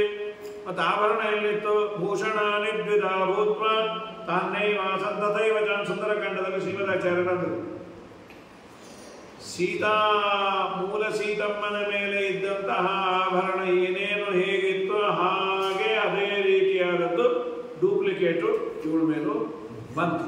ಸೊ ಡೂಪ್ಲಿಕೇಟ್ ಶುರುವಾದದ್ದು ರಾಮಾಯಣ ಕಾಲದಲ್ಲೇ. ಇವತ್ತು ಬಂತು ಅಂತೇನು ವ್ಯಥೆ ಪಡೋದು ಬೇಡ. ಯಾರು ಚೆನ್ನಾಗಿ ಡೂಪ್ಲಿಕೇಟ್ ಮಾಡಿ ಆ ಒರಿಜಿನಲ್ ತಲೆ ಮೇಲೆ ಹೊಡೆದಾಗಿರ್ತಾರೆ ಅವರೆಲ್ಲರೂ ರಾಮಾಯಣ ಕಾಲದಲ್ಲಿ ವಿಶೇಷವಾಗಿ ಅನುಗ್ರಹಕ್ಕೆ ಪಾತ್ರ. ಯಾರ ಅನುಗ್ರಹ ಅಂತಿಲ್ಲ ಅಂತೂ ಅವಳು ಗಂಟು ಗಟ್ಟಿ ಒಗದೆ ಆಡು. ಆ ಗಂಟು ಬಂದು ಈ ಕಪಿಗಳಿದ್ದಲ್ಲಿ ಬಂದು ಬಿತ್ತು. ಹಾಗಾಗಿ ಸರಿ, ಮಾಯಾಸೀತ ಅವಳು ಹತ್ತು ಮಾಡಿ ಮಾನರ ಗಿರಿಶೃಂಗೇ ಸ ಪಂಚಾಸ್ಯ ವಿಕ್ರಮ ಅವಲೋಕ್ಯ ಆಕ್ಷಿಪನ್ಮಧ್ಯೆ ತೇಷಾಂ ಆತ್ಮೋತ್ತರೀಯ ಕಮ್ಮೆ. ಮಧ್ಯದಲ್ಲಿ ತನ್ನ ಸೆರಗನ್ನು ಎಸ್ದ್ಯಾಳ. ಇದಾದ್ಮೇಲೆ ಅಗ್ನಿವರ್ಣಾನ್ ನಿಜಾಕಲ್ಪಾನ್ ಪಾತಯಾಮಾಸ ತತ್ರತ ಆತ್ಮಪೂರ್ಣಸ್ಯ ಕೋಪಾಗ್ನೇ ಶೇಷಾನಿವ ಸುಮಧ್ಯಮ. ಪಾಪ ಅವ್ರು ಗೊತ್ತಾಗಿಲ್ಲ, ಇವನು ಸ್ಪೀಡಾಗಿ ಎಳ್ಕೊಂಡು ಹೋಗ್ತಾ ಇದ್ದ ರಾವಣ. ಉಕ್ಕಿ ಹರಿದ ಕೋಪ, ಆ ಕೋಪ ಅನ್ನೋ ಬೆಂಕಿಯಿಂದ ಆ ಬೆಂಕಿ ಶೇಷ, ಸಿಕ್ಕಾಪಟ್ಟೆ ಕೋಪ. ಆ ಕೋಪ ಬೆಂಕಿ ಇದ್ದಾಗಿತ್ತು. ಆ ಬೆಂಕಿಯ ಒಂದಿಷ್ಟು ಕಿಡಿ ಪಡಿ ಎಲ್ಲ ಹರಡತ್ತಲ್ಲ, ಹಾಗೆ ಸೀತಮ್ಮ ಬೆಂಕಿಯ ಬಣ್ಣದ ಆಭರಣಗಳನ್ನು ಅಲ್ಲಿ ಹಾಗೆ ಹನುಮಾನ್ ಮಾನವ ಶ್ರೇಷ್ಠ ತತ್ರ ಭಾಗವತಾಗ್ರಣೀ ಜಿಗಾಂಸು ರಾವಣಂ ಗಚ್ಚನ್ ವಾರಿತೋ ರವಿಸೂನುನ. ಹನುಮಂತ ದೇವರು ಏನೋ ಆಗ್ತಾ ಇದೆ, ಹಾರಿ ಹೊಡಿಬೇಕು ಅನ್ಕೊಂಡ್ರು. ಸುಗ್ರೀವ ಅಂದ, ನೋ, ನಾನು ರಾಜ, ಸುಮ್ಮನಿರು. ಆಯ್ತು, ಹನುಮಂತ ದೇವ್ರಿಗೆ ಗೊತ್ತಿತ್ತು, ಯಾಕೆಂದ್ರೆ ಮುಂದೆ ನಾನು ಹಾರಿ ಸುಂದರಕಾಂಡ ಎಲ್ಲ ಆಗಬೇಕು, ಬೇಡ ಸುಮ್ಮನೆ ಆಗ್ಬಿಟ್ಟು. ನಗಾನ್ ನದೀರನೂರಜ್ಯ ನದೀ ಭರ್ತಾರಮಪ್ಯತ ಲಂಕಾಂ ಲಂಕೇಶ್ವರ ಪ್ರಾಪ್ಯ ಚಿಂತೆಯಾಮಾಸ ಪಾಪಧೀ. ಬೆಟ್ಟ ನದಿ ಎಲ್ಲವನ್ನ ದಾಟಿ ಲಂಕಾಕ್ಕಂತೂ ಬಂದ. ಅಲ್ಲಿ ವಿಚಾರ ಮಾಡಿದೆ, ಏನು ಮಾಡಿದೆ ಈಗ? ಸರಿ, ರಕ್ಷೋವರಾನ್ ವರೋತ್ಸಿಕ್ತ ಅಷ್ಟೋ ದುಷ್ಟ ಸಮಾಧಿಶತೆ ಜನಸ್ಥಾನೆ ಹತಸ್ಥಾನೆ ರಾಮೋ ವಿಜ್ಞಾಯತಾಮಿತಿ. ವರ ಇತ್ತು, ತುಂಬ ಹೋಗಿದ್ದ ವರದಿಂದ 8 ಜನ ರಾಕ್ಷಸರನ್ನ ರಾವಣ ಏನು ಮಾಡ್ದ? ಖರದೂಷಣರು ಸತ್ತಿದ್ದ ಸ್ಥಳಕ್ಕೆ ಕಳಿಸ್ದ. ರಾಮನ ಚಟುವಟಿಕೆ ಏನು ನೋಡ್ಕೊಂಬನ್ರಿ. ಸೀತಾ ಕಳೆದದ್ದಕ್ಕೆ ರಾಮ ಒಂದು ಬೇಹುಗಾರಿಕೆ. ಕಳಿಸ್ದ ಇಂಟೆಲಿಜೆನ್ಸ್ ಏನೇನು ಮಾಡ್ತಾನೆ ರಾಮನ ಚಲನವಲನಗಳನ್ನು ನೀವು ಗಮನಿಸಿ, ನಿಮ್ಮ ತಲೆ ಗೊತ್ತಾಗುತ್ತೆ ಅಂತ. ಸರ್ವೋತ್ತಮನ ಚಲನವಲನ ಇವರೇನು ಗಮನಿಸ್ತಾರೆ? ಆಯ್ತು. ಪ್ರವಿಶ್ಯಾಂತ ಪುರಂ ತಸ್ಮೈ ದರ್ಶಯಾಮಾಸ ರಾವಣಃ ಸರ್ವಸಂಪತ್ ಸಮೃದ್ಧಂ ತದ್ವಚನಂ ಚೇದಮಬ್ರವೀತ್. ಇದೆಲ್ಲ ನನ್ನ ಸಂಪತ್ತು ನೋಡು. ಆಗಂತೇದಂ ಕಥಂ ದುರ್ಗಂ ರಾಮಕ್ಕಿಂ. ನೋಡು, ಇಂಥ ಸ್ಥಳಕ್ಕೆ ನಿಮ್ಮ ರಾಮ ಬರ್ತಾನಲ್ಲಿ, ಅವನು ನಿನ್ನ ಕರ್ಕೊಂಡು ಹೋಗ್ತಾನಲ್ಲಿ, ನೀನೇ ಒಪ್ಪಿ ನನ್ನ ಮದುವೆ ಆಗ್ಲಿಕ್ಕೆ ಸ್ವಲ್ಪ ಟೈಮ್ ಕೊಡ್ತೇನೆ ಹೋಗು. ನಾವು ವಾದಿರಾಜರು ಅದು ತುಂಬ ಚೆನ್ನಾಗಿ ವರ್ಣನೆ ಮಾಡ್ತಾರೆ. ಅದು 10 ಕಾಲಿನ ಮಂಚ ಎಲ್ಲ ತೋರಿಸ್ದ. 10 ಕಾಲಿನ ಮಂಚಕ್ಕೆ ಉರಿಯನ್ನು ಹಚ್ಚಿ ರಾಮರ ತೋಳಿಗೆ ಒರಗುವೆ ಅಂತ ಹೇಳಿ ಅವಳು ಅದಕ್ಕೆ ಪ್ರತಿಯಾಗಿ ಉತ್ತರ ಕೊಡೋದು. 10 ಕಾಲಿನ ಮಂಚ ಬೆಂಕಿ ಹಚ್ಚಿಬಿಟ್ಟು ನಾನು ರಾಮನ ತೋಳುಗೊಳಿತೀನಿ, ನಿನ್ನ ಹತ್ರ ಬರ್ತೀನಿ ನಾವು ಪಾಪಿ ಅಂಥೇಳಿ ಆ ಮಾತುಗಳೆಲ್ಲ ಇದೆ. ಇದಾದ ಮೇಲೆ ಶ್ರೀರಾಮ ಹುಡುಕ್ತಾ ಬಂದ್ಯಾನೆ. ಮಾರಯಿತ್ವಾತ ಮಾರೀತಂ ಶಾಸ್ತ್ರಭಾಮಿ ಮುಖೋ ವ್ರಜನ್ ಮೂಚೆ ದೃಷ್ಟ ಅವಿಧಾವಂತಂ ಲಕ್ಷ್ಮಣಾಗ್ರಜ ಎಲ್ಲ ನೋಡಿ ಆದಮೇಲೆ ಏನು ಹೋ ಅಂತ ಅಳ್ತಾ ಲೋಕ ವಿಡಂಬನೆ. ರಾಮನಿಗೆ ಅಳು ಪಳು ಯಾವುದೂ ಇಲ್ಲ. ಆದರೂ ಸರ್ವಭೂತಾನಿ ಪಪ್ರಚ್ಚ ಸರ್ವತ್ರ ರುಚಿಕಾಯ ಚ ಸರ್ವಭೂತಾಂತರಾಂ ಸೀತಾ ಸರ್ವವಿಚ್ಚ ವಿಡಂಬಯನ್. ಏನು ಅದ್ಭುತ ಮಾತು ನೋಡು. ಸರ್ವಭೂತಾನಿ ಪಪ್ರಚ್ಛ, ರಾಮ ಸರ್ವಜ್ಞನಾದರೂ ವಿಡಂಬನೆಗಾಗಿ ಎಲ್ಲ ಪ್ರಾಣಿಗಳ ಒಳಗೆ ನೆಲೆಸಿರುವ ಸೀತೆಯ ಬಗ್ಗೆ ಕೇಳದಂತೆ. ನೀವು ನೋಡಿದ್ರಾ, ನೀವು ನೋಡಿದ್ರ. ಗೋಪಿಕಾಶ್ರೀಯರ ಕೃಷ್ಣನ ಕೇಳಿದಾಗೆ ಶ್ರೀರಾಮ ಸೀತೆಯ ಬಗ್ಗೆ ಕೇಳ್ತಾನೆ. ಅವಳು ಎಲ್ಲರ ಪ್ರಾಣಿಗಳ ಅಂತರಂಗದಲ್ಲಿ ಇರುವಂಥವಳು, ಸರ್ವಜ್ಞ. ವಿರುರೋಧ ವಿಚಕ್ರೋಶ ಓ ಅಂತ ಹೇಳ್ದ. ಆ ಸೀತೆ ಎಲ್ಲಿ ಹೋದೆ? ಸರಿ, ಹುಡುಕೊಂಡು ನಮ್ಮ ಸೀತೆ ಏನಾದ್ರು ಏನೋ ಗೊತ್ತಾಗ್ತಾ ಇಲ್ಲ ಅಂತೆಲ್ಲ ಅನ್ನೋ ಕಾಲಕ್ಕೆ ಅಲ್ಲಿ ಪಾಪ ಜಟಾಯು ಸಿಕ್ತು. ಆ ಜಟಾಯುವನ್ನು ಏವಂಬಭೋ ಸದಸತಾಂ ವಿವೇಕಾಯ ಚ ರಾಘವಃ ಸಂಚರನ್ನಂಚನೀಯಾಂಗ್ರಿ ವಿಚಿನ್ವಾನೈವ ಪ್ರಿಯಾಂ ಜನಸ್ಥಾನವನ ಪ್ರಾಂತೆ ಜಟಾಯುಷಮವೈಕ್ಷತ. ಚಿನ್ನ ಪಕ್ಷ ಪದಂ ದೃಷ್ಟ ಎರಡೂ ಕತ್ತರಿಸೋಗಿದ್ದಾರೆ ರೆಕ್ಕೆ. ಪಾಪ ಪರ್ವತಾಕಾರದಲ್ಲಿ ಬಿದ್ದಾನೆ. ರಾಮ ನೋಡಿದ ಏನಾಯ್ತಪ್ಪ, ನಿನ್ನ ರೆಕ್ಕೆ ಎಲ್ಲ ಚೆನ್ನಾಗಿದ್ದಿಲ್ಲೋ. ಆರ್ತೋದಾರ್ಥ ವಿಶಾಲಾಕ್ಷ ನಿವೇದ್ಯ ಜಗದೀಶಿತು ಚರಣಂಬುರಹಂ ದೃಷ್ಟ ಮರಣಂ ಪ್ರಾಪ ಪಕ್ಷಿರಾಟ್. ಆ ಜಟಾಯು ಪಾಪ ಸೀತೆಯ ವೃತ್ತಾಂತವನ್ನ ಯಾರೋ ಅಯೋಗ್ಯ ಕರ್ಕೊಂಡು ಹೋಗಿದ್ದಾನೆ ಅಂಥೇಳಿ ನಿನ್ನ ಪಾದಗಮನ ಕೊಡಪ್ಪ ಅಂತ ದೇವರ ಪಾದದ ಮೇಲೆ ಬಿದ್ದು ಪ್ರಾಣ ಬಿಟ್ಬಿಟ್ಟು ಪರಮಾತ್ಮ ಅವನ ಹೆಸರಲ್ಲಿ ಶ್ರಾದ್ದಾದಿಗಳನ್ನು ಮಾಡಿ ಭಕ್ತಾಯ ಸ್ವಗತಿಂ ದತ್ವಾ ತಸ್ಮೈ ತಸ್ಯ ಕಲೇವರಂ ಸಂಸ್ಕಾರಯಾಮಾಸ ವಿಭು. ಯಥಾವಿಧಿಯಾಗಿ ಅದಕ್ಕೆ ಸಂಸ್ಕಾರ ಮಾಡಿಸಿ ಗೋದಾವರಿಯಲ್ಲಿ ಅದರ ಅಸ್ಥಿ ವಿಸರ್ಜನೆ ಮಾಡಿ ದತ್ವಾ ಗೋದಾವರಿ ವಾರಿ ದತ್ವಾ ತಸ್ಮೈ ಪತತ್ರಿಣೆ. ಆಮೇಲೆ ಅದಕ್ಕೆ ಇದನ್ನು ಬೇರೆ ಕೊಟ್ಟ ದೇವರು, ವಿಶೇಷವಾಗಿ ತಿಲದರ್ಪಣಾದಿಗಳನ್ನು ಕೊಟ್ಟು ನಂತರದಲ್ಲಿ ತಾವತೀತ್ಯಾತ ಗಚ್ಚಂತೋ ಗಹನಾನಿ. ಈ ದಿಕ್ಕಿನಲ್ಲಿ ಹೋಗಿದೆ ಅಂದಾಗ ಅದೇ ದಿಕ್ಕಿನಲ್ಲಿ ಬಂದಾಗ ಅಲ್ಲಿ ಕದಂಬ ಅಂತ ಒಬ್ಬ ಅಸುರ. ಅವನೇನಾಗಿತ್ತು, ಎಲ್ಲ ತಲೆ ಒಳಗೆ ಸೇರ್ಕೊಂಡ್ಬಿಟ್ಟಿತ್ತು. ದೇಹ ಇಡೀ ತಲೆ ಮಾತ್ರ ಇತ್ತು. ಆ ಬಾಹುಗಳಿಂದ ಸಿಕ್ಕ ಪ್ರಾಣಿ ನೆಳ್ಕೊಂಬನು ಕದಂಬ ಅಂತ. ಕದಂಬ ಬಾಹು ಅಂತಾರೆ ಅದನ್ನೇ. ಇದೆಲ್ಲ ನಮ್ಮ ದೇಶದಲ್ಲಿ ಮಾತುಗಳೆಲ್ಲ ಈ ರಾಮಾಯಣದ ಬೇಸರಲ್ಲೇ ಇತ್ತು. ಕದಂಬ ಬಾಹು ಅಂದರೆ ತುಂಬ ಕೈಯನ್ನು ಉದ್ದ ನೀಡಿ ಕಂಡಲ್ಲೆಲ್ಲ ಎಳ್ಕೊಂಬೋದು, ಅದು ಕದಂಬ ಬಾಹು. ಇದು ರಾಮಾಯಣದ್ದಿದ್ದು. ಸಾಮಾನ್ಯ ಆಗಾಗ ಪೇಪರಲ್ಲಿ ಬರೋದು ಕದಂಬ ಬಾಹುವನ್ನು ಹಾಕಿ ಎಳೆದುಕೊಳ್ಳಲು ಹೋದಾಗ ಸಿಕ್ಕಿಬಿದ್ದ ಅಂತ. ಇದು ಕದಂಬ ಬಾಹು. ಸರಿ, ಅವನು ಬಾಹುವನ್ನು ಹಾಕಿ ಎಳ್ಕೊಂಡ. ಸೀತಾ ಮತ್ತು ರಾಮ ಲಕ್ಷ್ಮಣ ಸಿಕ್ಕಿದ್ರು. ಕಬಂಧ ಪ್ರತ್ಯುವಾಚ. ಆಮೇಲೆ ನೀ ಯಾರು, ಏನು ದಕ್ಷಿಣಂ ಬಾಹುಂ ಅಕ್ಷಿಣೋತ್ ಖಡ್ಗಧಾರೆಯ. ಶ್ರೀರಾಮ ತನ್ನ ಖಡ್ಗದಿಂದ ಅವನ ಬಲತೋಳನ್ನು ಕತ್ತರಿಸ್ದ, ಲಕ್ಷ್ಮಣ ಎಡತೋಳನ್ನು ಕತ್ತರಿಸ್ದ. ಆಮೇಲೆ ಅವನಿಗೆ ಯಾವಾಗ ಏಟು ಬಿತ್ತೋ, ನೀವಿಬ್ಬರು ಯಾರು, ನಾನು ಲಕ್ಷ್ಮಣ, ಅವನು ಶ್ರೀರಾಮಚಂದ್ರ ಅಂತ ಹೇಳಿದಾಗ ನಮಸ್ಕಾರ, ನಮೋ ರಾಮ ಜಗನ್ನಾಥ, ಶಾಪ ಮೋಕ್ಷೋ ಅಯಮಾಗತ. ನನ್ನ ಶಾಪ ಬಂದಿದ್ದಪ್ಪ, ಯಾರು ಏನು ಎತ್ತ ಅಂದ. ಅವನಂದ ಧನುನಾಮಾಸ್ಮಿ, ಧನು ಅಂತ ಗಂಧರ್ವ. ನನಗೆ ಶಾಪ ಬಂದಿತ್ತು, ಆ ಶಾಪದಿಂದ ನಾನು ಈ ರೀತಿ ಆಗಿದ್ದೆ. ಇದರ ಮಧ್ಯೆ ಬ್ರಹ್ಮದೇವರ ವರ ಬೇರೆ ಇತ್ತು, ಸಾಯಬೇಡ ಅಂತ. ಇದು ಕರ್ಮ, ಕೆಟ್ಟ ಜನ್ಮ ಬಂದಾಗ ಸಾಯಲೇಬೇಡ ಅಂತ ವರ ಇದ್ಬಿಟ್ರೆ ಸತ್ರು. ಹಾಗಾಗಿ ಒದ್ದಾಡ್ತಾ ಇದ್ದೆ, ನೀನು ಬಂದು ನನ್ನ ಉದ್ಧಾರ ಮಾಡಿಬಿಟ್ಟು ಅಂಥೇಳಿ ಅವನಂದ. ನಾರಾಯಣ ಪ್ರಸೀದೇತಿ ತಾಂ ತನುಂ ವಿಮೋಚ ಸಹ ರಾಮಾಜ್ಞಯಾತ ಸೌಮಿತ್ರಿ ತದ್ದೇಹಂ. ಮತ್ತೆ ಲಕ್ಷ್ಮಣ ಅವನ ದೇಹವನ್ನು ಬಿಲದಲ್ಲಿ ಹಾಕಿ ದಹನ ಮಾಡಿದ. ಆಮೇಲೆ ಸುಗ್ರೀವೋ ಹನುಮದ್ ಯುಕ್ತ ಸೀತಾನ್ವೇಷ್ಟ ಭವೇದಿತಿ. ನೀನು ಇಲ್ಲೇ ಮುಂದೆ ಹೋಗು, ಋಷ್ಯಮುಖ ಪರ್ವತ ಅಂತಿದೆ, ಅಲ್ಲಿ ಸುಗ್ರೀವ ಇದ್ದಾನೆ. ಸುಗ್ರೀವ ನಿನ್ನ ಹೆಂಡತಿಯನ್ನು ಹುಡುಕಿ ಕೊಡೋದ್ರಲ್ಲಿ ಸಹಾಯ ಮಾಡುವುದು, ಹೋಗಪ್ಪ ಅಂಥೇಳಿ ಅವನು ಹೋದ. ಪರಿಕ್ರಮ್ಯ ಪ್ರಣಮ್ಯಾಥ ಅವನು ಧನುರ್ನಾಮ ಧನುಜ ದೇವರಿಗೆ ನಮಸ್ಕಾರ ಮಾಡಿ ಸ್ವರ್ಗಕ್ಕೆ ಹೊರಟಾದ. ಇದಾದ ಮೇಲೆ ಶ್ರೀರಾಮ ಪಂಪಾ ಸರೋವರ, ಪಂಪಾ ಅಂದರೆ ನಮ್ಮ ಹಂಪೆ, ಅಲ್ಲಿಗೆ ಬಂದ. ಅಲ್ಲಿ ಬರೋ ಕಾಲಕ್ಕೆ ಮತಂಗಶ್ಚಾಶ್ರಮಂ ಚಿತ್ರಂ, ಮತಂಗ ಋಷಿಗಳ ಆಶ್ರಮ. ಪಂಪಾಯ ಪಶ್ಚಿಮೇ ತೀರೆ ವೀರೋ ವಿವಶತು ಶುಭಮ್ಮೆ. ಮತಂಗ ಋಷಿಗಳು ತುಂಬ ದೊಡ್ಡವರು. ಆ ಮತಂಗ ಋಷಿಗಳು ಶಬರಿಗೆ ಹೇಳಿದ್ರಂತೆ, ಅಮ್ಮ ರಾಮ ಬರ್ತಾನ. ಮತಂಗ ಋಷಿಗಳ ಬಗ್ಗೆ ವಾಲ್ಮೀಕಿ ರಾಮಾಯಣದಲ್ಲಿ ಹೇಳ್ತಾರೆ. ಅವರೊಂದ್ಸಲಿ ಸ್ನಾನ ಮಾಡಿ ಒಂದು ಒದ್ದೆಯನ್ನ ಒಂದು ಮರದಲ್ಲಿ ಇಟ್ಟಿದ್ರಂತೆ. 16 ವರ್ಷ ಆದರೂ ಹಾಗೆ ಹಸಿಯಾಗಿದೆ ಅಂತ. ತಪಸ್ವಿ.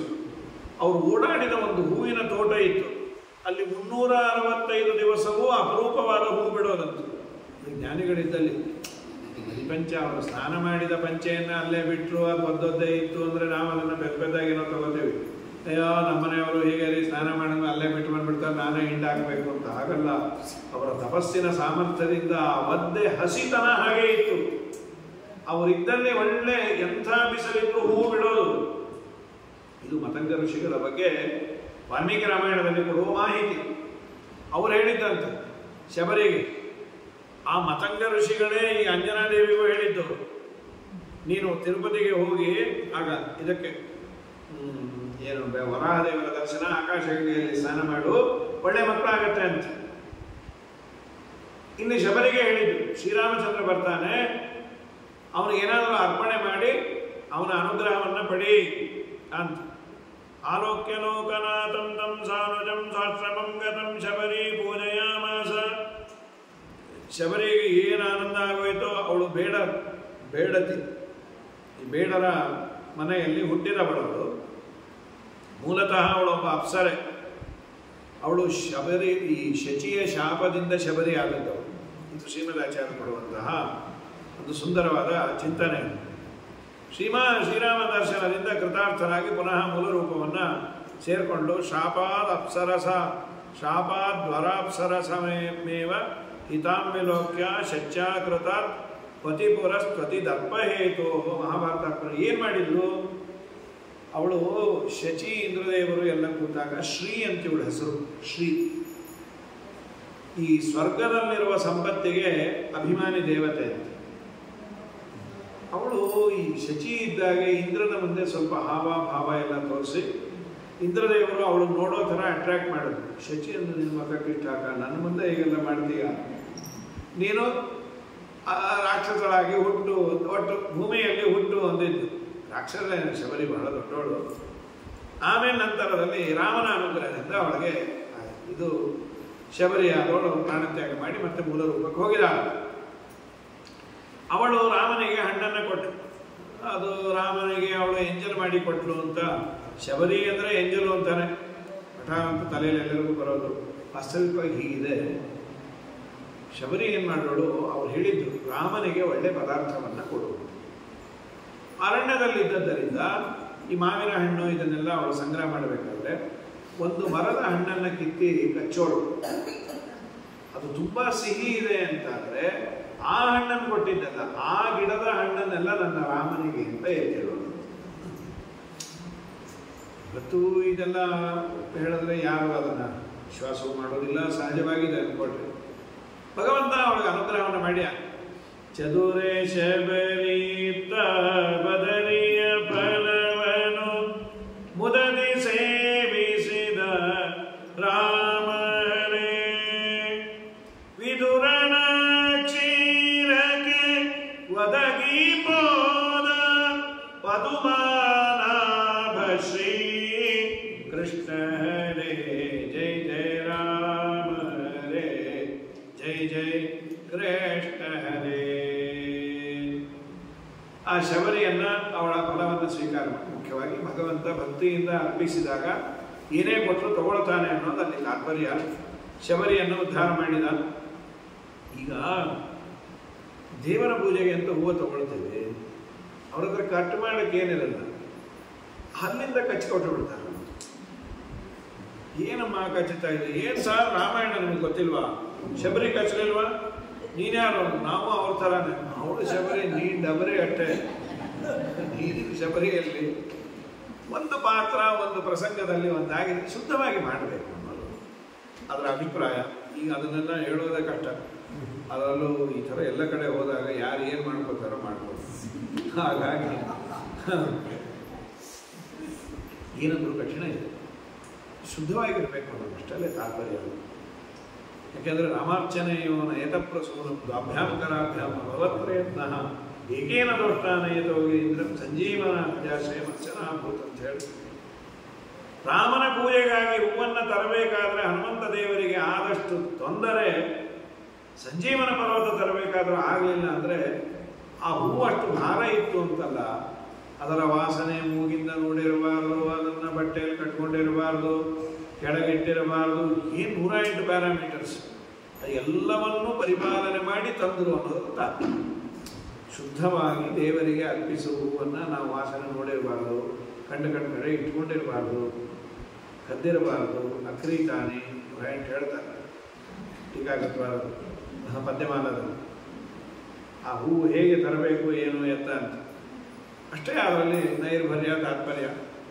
ಆಮೇಲೆ ಮತಂಗರು ಅಂತ ಮುಂದೆ ಬಂದ ಮತಂಗರ ಆಶ್ರಮ. ಮತಂಗ ಋಷಿಗಳು ಹೇಳಿದ್ರಪ್ಪ, ಮತಂಗ ವಾಕ್ಯಂ ಮುಕುಟೆ ಮತಂ ರೋಗಮಿದಂ ತವ ಅನುಜ್ಞಾಂ ದೇಹಿ ಯಜ್ಞೇಶ ಪ್ರಸೀದ ಅನುಜ್ಞೆ ಮಾಡು ಪಶ್ಯಂತೀಶಂ ವಿವೇಶಾತ ಜ್ವಲಿತಂ ಜ್ವಲನಂ ಸತಿ. ಆಮೇಲೆ ಅವಳು ಪ್ರಾಣತ್ಯಾಗವನ್ನು ಮಾಡಿದ್ದು. ಶಬರಿ ಭಗವಂತ ವಿಶೇಷವಾಗಿ ಅನುಗ್ರಹವನ್ನು ಮಾಡಿ ಕೊಟ್ಟು ಕಳಿಸ್ದ.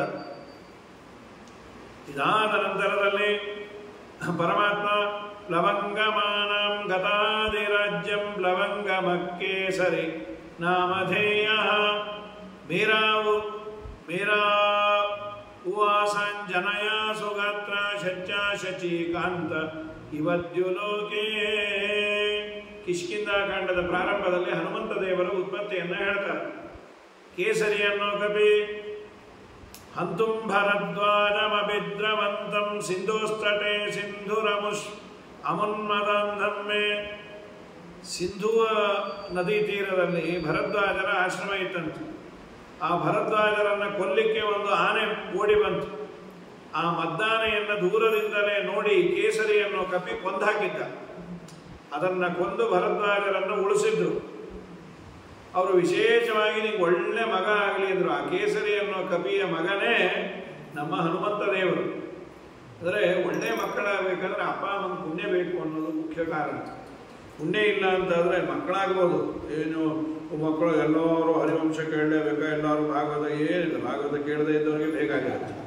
ಅದೆಲ್ಲ ಏನಿಲ್ಲ.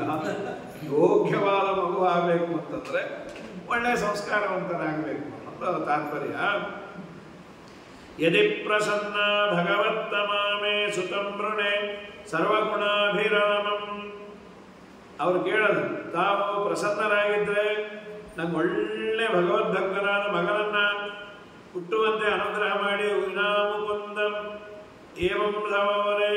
ದೇವರಾಗಲ್ಲ ಅಂದರೆ ದೇವರು ಬೇಡ, ದೇವರು ನೆಕ್ಸ್ಟ್ ಇರೋದು ಮುಖ್ಯ ಪ್ರಾಣ ದೇವರೇ. ಆಗಲಿ ಅಂಥೇಳಿ ಅನುಗ್ರಹವನ್ನು ಮಾಡಿದ್ದು ಅಂಜನಾದೇವಿ ತಪಶ್ಚರ್ಯವನ್ನು ಮಾಡಿದ ಮೇಲೆ ಸಂಸ್ಪರ್ಶ ನಸ್ತವ ತನ್ನಿಭೂತೆ ಪ್ರೋಚೇತಿ ಬಾಲ ಮತಿವೇಲ ಲಜ್ಜಾ. ಮುಖ್ಯ ಪ್ರಸ್ಪೃಷ್ಟ ಇವ ಅದು ಮುಖ್ಯ ಪ್ರಾಣದೇವರ ಕೇಸರಿ ಅನ್ನೋ ಕಪಿಗೆ ಒಂದು ಹಣ್ಣನ್ನು ಕೊಟ್ಟರಂತ. ಹಣ್ಣಿನಲ್ಲಿ ಮುಖ್ಯ ಪ್ರಾಣದೇವರು ತಮ್ಮ ಸನ್ನಿಧಾನವನ್ನು ಇಟ್ಟು ಅಂಜನಾದೇವಿ ಕೂಡ ಅವಳ ಗರ್ಭದಲ್ಲಿ ಇದ್ದರು ಆಂಜನೇಯ.